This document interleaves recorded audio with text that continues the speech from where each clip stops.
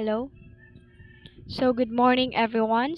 I am the reporter 19, and my name is Mecca D. Rodrigo, and my topic is entitled "Internalize the Importance of Fishery Conservation."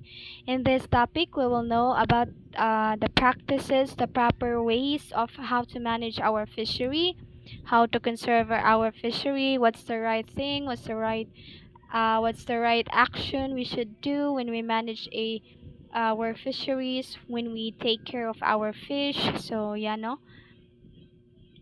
So what is fishery conservation? When we say fishery conservation, it is the practice of protecting and managing fish populations and their aquatic habitats to ensure their long-term survival and sustainability of fisheries.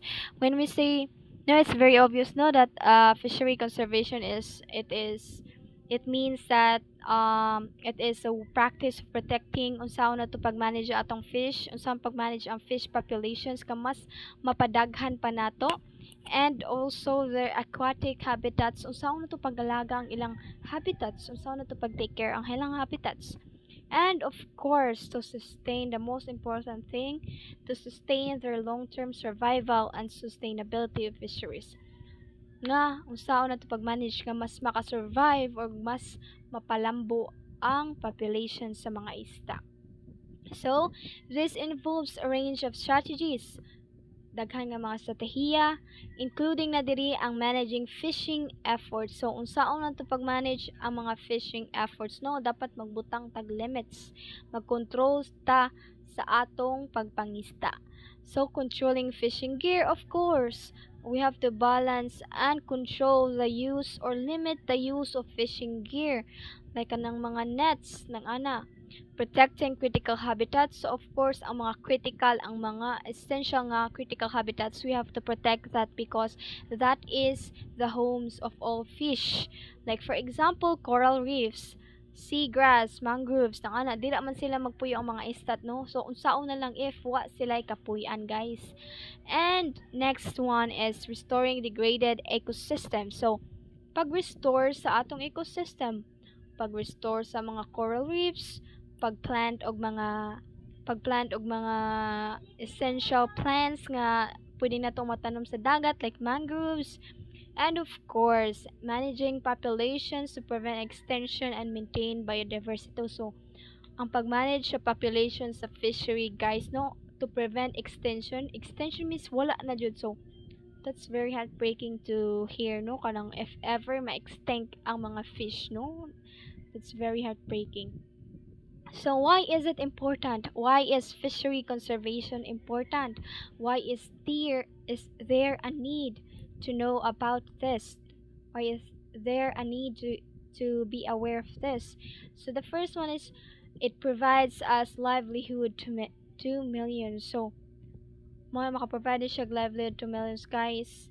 And source of protein and essential nutrients, support industries like fishing gear, boat manufacturing and processing plants. So importante siya, of course, kay makaprovide siya og foods, resources, makaprovide siya og mga other nga mga essential nutrients, fishery, ang atong sea, ang atong ocean, atong rivers, and of course ngano makasupport man siya sa industries, kay ngano man, kay of course sa support industries is naman dira ang mga ligya og mga fishing gear, mga boat, mga manufacturing at tighimo ang mga processing, unsang pag-process ang plants.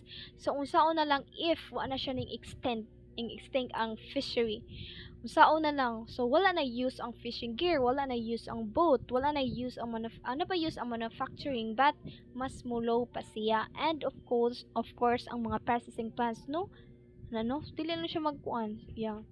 So naa say mga challenges in fishery. Unsa man ang challenges? The first one is the overfishing and bycatch na siya, guys, sorry, na-typo ra na. Number 2 is habitat damage. Number 3 is climate change. And number 4 is pollution. The first one is overfishing and bycatch. When we say overfishing, guys, is kanang ang atong pagpangisda is nasubraan ra siya sa kadaghan. Too much na kayo ang pagpangisda or pagcatch nato sa mga isda. And And also the bycatch, when we say bycatch guys, bycatch guys is kanang when we accidentally or when we accidentally catch endangered species like sharks, whales, dolphins na ana nga kanang dili na to pwede makonsume ba ang atong mga endangered species. That's very obvious, no? So how can we avoid overfishing and bycatch? How can we prevent this? Of course, we should restrict entry to fishery. Kaning restricted entry to fishery, of course, dapat na mga restrictions sa pagsulod sa dira nga area nga pagpangista. We have to catch quotas, limits or requirements on gears, kana ang paglimit sa pag-use sa gear o sa mga gear, ang requirements kung requirements sa mga gear, limits on fishing seasons, like kana kay na may season sad guys, ang kaning mga isda guys, nasa ni siya seasons like for today, kaning year or month ba is kanang mo ni siya ang seasons nga daghan kaayong fish, daghan kaayo nga dagko ng fish, na apoy seasons nga kani siya kay for breeding rani, na siya for breeding or ang nasa season nga kani pating panganak sa mga season so dai siya guys. It's very amazing, no? So if kabalo ta ni, so makabalo na ta kung kano sa ang season nga pwede ta mangisda jud og kuan og tarong. So yeah, so limits on fishing areas. So of course dapat mag-limit sa fishing areas guys, no? Kay lain sa kay ka sa kana nga area kay nangisda nagi ka dira gahapon, balik na pud ka mo na imong kanang imong balik-balikan pirmi ba. So may possibility nga ang kato nga ang mga isda dito na is kanang mugamay na lang siya, no? So dapat balin-balin siya, dili ta magstay sa the same area. So no take areas. Oh, dili ka magkuhag imong area, no? Kay di mo na imuha. That's the government, no? That's for the for all, no? Oh, it's not for all, and that kanang naman na siya, what if naitag iya dira nga tawo nga kanang yutaa.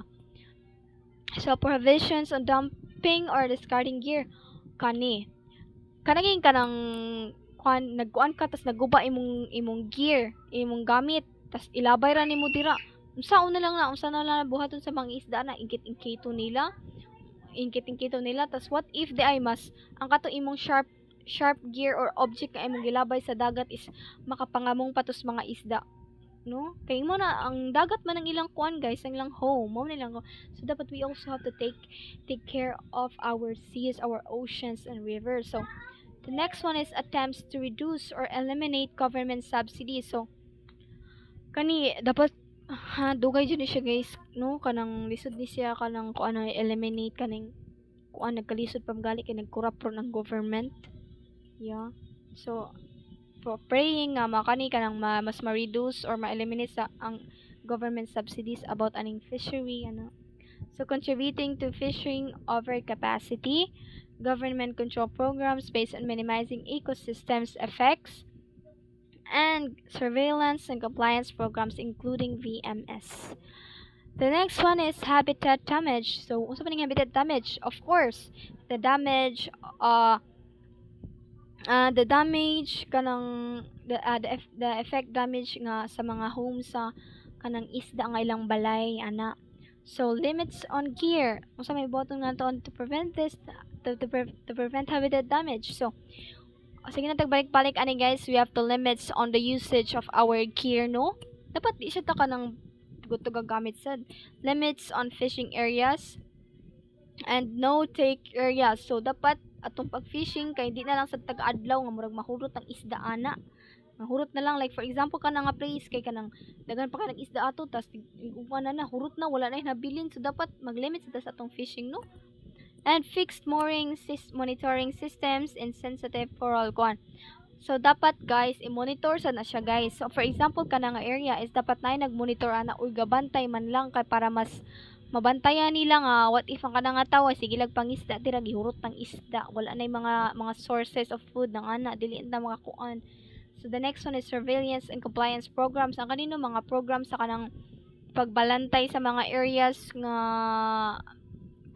nga kuano nga mas pangistaanan, protection of the catchment of high conservation value estuaries and rivers to maintain natural water flows and water quality. We have to protect also guys our seas, the oceans, the rivers nga dapat natural water flows lang na siya. The water quality is clean, walay mga sagbot, walay mga chemicals or anything nga mga poisonous chemicals nga makaapekto sa fishery.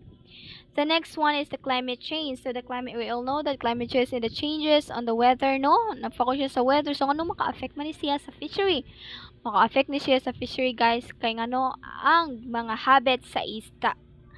So what if karon kay rainy seasons kusog ang mga dagwan sa dagat ana, so na jud pagabuhaton ng mga isda sa dagat na guys. So unsa man ning buhaton nato dapat to prevent this?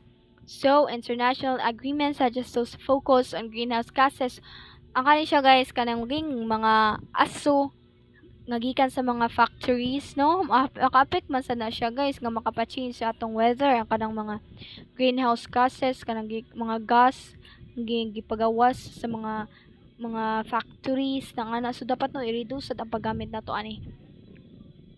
The last one is the pollution. Ang pollution is kanang mugaw kaayo, no? Mo ni siya ga-focus na dapat kanang we have to focus on fixed point sources, mobile point sources, and diffuse result sources, including dumping and emissions to air and water. Controls on marine noise. So, ang kaning control on marine noise, guys, is kaning kabantay mo ang kanang mga marine or mga like mga submerged marine mga moras dagat is naman na siya mga wave aw naman siya tingog, no? So ang katong mga wave nga gipagawa sa ato guys is makaapekto po siya sa mga fish, makaapekto man sa ato kasi man nakusog kaayo guys ni ang wave mo mukuan sa dagat to, makaapekto na possibility nga mga matay ang mga isda ato. And controls focus, so dapat na siya control ang noise, no? So controls focus on specific pollutants such as plastics or highly toxic kaning guys or kaning radioactive substances. So kaning radioactive apil na dito sa wavelength, no? So ang kaning guys importante kani siya guys sa munta kaning mga tao karon taka lang kaon sa chichirya labay din sa dagat. Unsaon na lang na if ma-absorb na sa katong isda matulon na o mamatay, hala. Dapat ato sang protektahan natong kuno di ta magpatakag labay, no? If walay basuran sa kilid pwede nato isud sa bulsa kay para if natay magian nga trash can is dito nato ilabay di sa to magpatakag labay sa dagat guys kay ngano dili na sa kita ang nagpuyo diri sa kalibutan daghan pug kaayo labi na ang katong mga isda, no, nga pwede sa nato makaon mga pwede nato mo na ang mga food resource usa sa mga food resources na nato, no, nga kuan. So what if ma-absorb na lang to guys sa mga matay nyo? What if ang katong na-absorb sa isda is chemical kuan usa ka chemical nga gas like kana or poison ba nya ang katong nga fish is nakuha nato then i-absorb nato okay sa may mapektuhan o kita ra gyapon mapektuhan tong health. So it is our responsibility to keep our environments or ecosystems clean, no, especially the rivers, oceans, and the seas. The next one is integrated coastal and river basin planning, including objectives to limit the passage of nutrients and other pollutants to marine. So dapat akali siya guys, napod siya kanang mga maghimo tag plano, no, or kanang mga limits sa kanang pag-agi sa mga marine. Ang pagsud sa mga marine guys, kaya ang kanang mga marine guys, ang ubala na guys kay na sila mapagawas ng mga chemicals na ano. And the last one is surveillance and compliance. Sige tabay pa ganing surveillance and compliance program ay usa ni siya ka program nga nag-focus sa dapat mo comply ka ana nga rules. Dapat na ay magbantay ana nga area kay para kay kani beray mga tao, no, mga magkuan kayo mga pasugaro day lag kanang pangisda una ang paggamit sa mga kuan magpatakataka lag pabomba. So yeah, so much for that. Let's go to the kung how can communities contribute? How can we contribute to the fishery conservation? So no na today, we have to of course participate in management. We have to engage in co-management bodies like fisheries and aquatic resources management councils. Kay ngano man dapat mo involved ta sa mga kanang mga fishery management guys kay ngano makatabang ni siya sa ato kung unsaon na to pagplano, unsaon na to pag-implement sa mga local rules, unsaon na to kanang for example ako dako unsaon na ako pag-implement sa kaning local rules nga mas maprotektahan pa nato ang atong fishery. o ensuring decisions and appropriate for local conditions o kanang mga decision or mga actions nga or mga conditions nga appropriate dira appropriate sakto sa dili sa sobrahan. Next is adhere to regulations. Of course, we have to follow. Nanatani, it's very obvious, no? If there is kanang a leader, there is also rules. So we have to follow the rules para ato nang responsibility as a person. So we have to follow the rules for our own sake, for our own benefit. We have to respect the fishing regulations, including na dira sa mga size limits sa mga fishing gear, sa mga quotas unsay dapat, and sa mga seasonal closures nga dapat ang kana nga season is dili ta pwede mangisda ana kay ngano kay for breeding season na siya, to allow fish populations time to regenerate. Of course di kita like ugma mangisda hala taga-adlaw na lang mangisda, wala jay time nga makapa-regenerate or makapanganak man lang ang mga isda, makapadaghan man lang og population ang mga isa, no? So mo na siya guys, no? We have to adhere to regulations and follow. Record catch data. So record catch data is very understandable, no? So if we ever kanang collect all mangisda man ta, no? If ever mangisda ta mga tag force resource, we have to report to the professionals guys, no? Mga professionals nga mga scientists nga ilang studihan is ang mga fishery, no? Kung unsa nga species ang atong nakuha, unsay size, unsay weight, mga important informations, no? Pwede na nato siya i-report kay para ang katong mga professionals is mabuhatan nilang decisions ug mabuhatan sa nilang plano kung unsay pagabuhaton para dili ma-depleted ang mga sources nato, guys. ug unsa ang pag-keep sa mga health, no? Sa mga isda. So yeah, protect habitats kani guys. Of course we have to protect the habitats because it is the home of the fish. It is the homes of all of species from the oceans, rivers and seas. So no, we sa man to pagprotect ang habitats, we have to participate in local efforts to protect and restore critical habitats like coral reefs, mangrove forests and seagrass beds which serve as nurseries and safe havens for fish. Of course, if nangaguba na gali ang coral reefs, we have to provide we have to kanang i-restore na nato siya ang mga damages nga atong nabuhat. We have to plant mangrove forest, seagrass beds kay dira ang ilang balay, guys. Unsaon na lang wa sila balay. Dahil sa gayo, imagine ako no, ikaw kuno tao kuno wa kay balay unsay buhaton nimo taka-taka lang kag lakaw-lakaw, ana no? Next is adopt sustainable practices. Unsa mga dapat buhaton nga mga practices. So you have to use selective, low impact fishing gear and techniques to minimize bycatch and reduce habitat destruction. Of course, sige na tagbalik-balik ani. Dapat mamili ka selective rang imong gi-use nga materials, equipment or fishing gear nga dili na siya like kanang dili kay dako ang iyang damage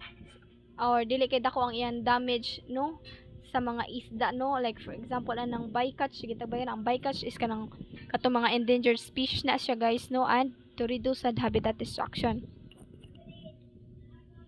The next one is raise awareness. The most important thing, we have to educate ourselves. If wala mo educate sa ato, of course we have to educate ourselves, guys. It is our own responsibility na, guys, no?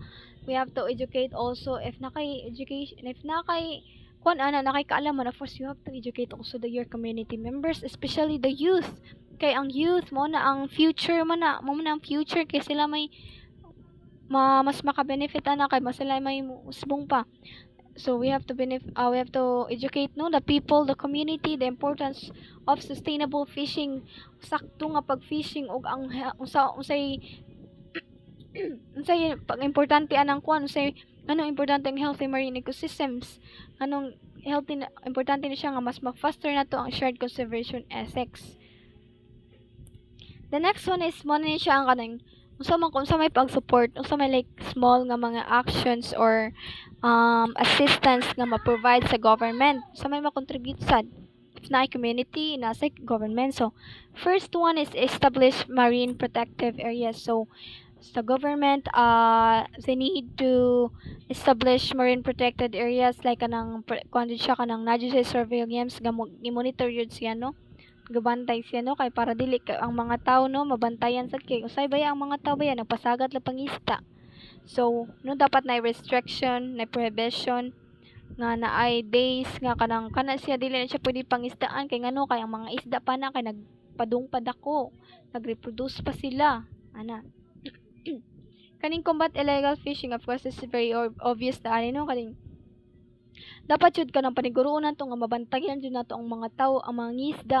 Mangingisda man jud siya guys, ang mga tawo or mangingisda nga kanang dili magpakuan, dili magpatakag kanang pangisda no, like mo kanang for example galiki kanang mogamit sila mga dynamite kapag bomba. So ang maapektuhan nato no kanang ang mga kuan mga endangered species possibility may maapektuhan ng endangered species ang mga gagmay pa nga isda nga instead nga kanang masinod pa to nga mudako kay para mas makuan pa nato mas maka-benefit pa tayo makadako na naapila og patay noon asang mga coral reefs mo naapila noon nangaguba na dito sa ilalom. So dapat to we have to kanang kill sorry guys, we have to catch those fishermen nga kanang nag-use og mga illegal ways on fishing. Implement science-based management. Mao ni siya ang develop and enforce science-based management. Mao ni siya ang kaning gahimo og mga plano including sa mga kanang unsay dapat buhaton na nga makakuan sila catch limits, unsay pag-build sa mga plants no kay para dili mahuddan og stocks.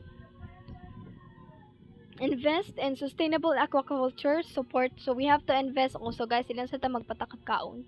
We have to invest also guys sa aquaculture. So that practices to reduce pressure on wild fish stocks. So why is there a need to conserve? So this is very simple guys, dira no. Number 1 is to maintain ecosystem healthy integrity and sustainability. To protect the productive potential of the system other than protecting an individual species or stock as a resource. Make decisions regarding balancing human needs with resource productivity requirements, species sustainability, keeping biomass levels above levels where recruitment could be affected, ecosystem sustainability, ensuring that any impacts on ecosystem structures and functions are kept at acceptable levels. So, the need to conserve because to maintain our ecosystem healthy, integrity, and sustainability, to protect the active or productive potential sa atong system, o to protect the species or mga atong species or mga fish nga that will serve as our resource, and of course so to balance the human needs no with the resource no food resource. And so guys mo na siya guys no. So in conclusion, fishery conservation is essential not only for protecting marine ecosystems, but also for securing the long-term well-being of human communities. Healthy fish populations support global food security, stabilize economies that rely on fishing, and maintain the balance of ocean habitats. Without responsible management, overfishing and environmental degradation can quickly collapse fisheries, leading to ecological loss and economic hardship. Ultimately, conserving fisheries ensures that oceans remain productive and resilient, allowing future generations to benefit from the resources ecological services they provide.